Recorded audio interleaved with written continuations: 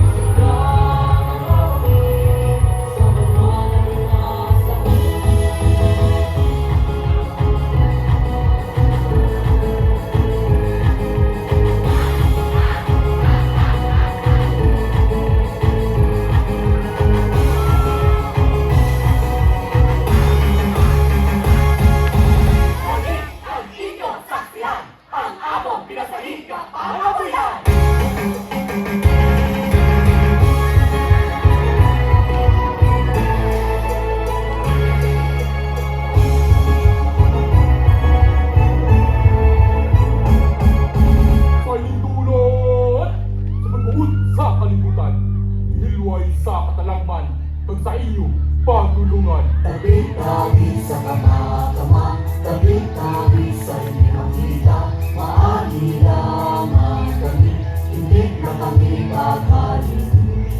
tabi sa kama-kama, tabi-tabi sa hindi makita, maagilangan kami, hindi lang kami makain.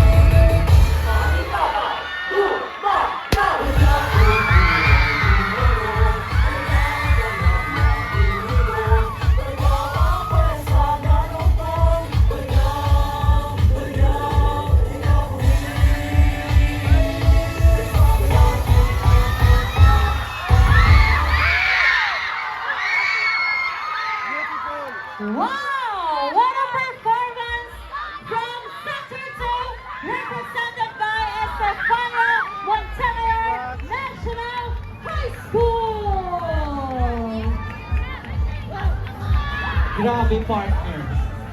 Ako lang naman, Marco, grabe.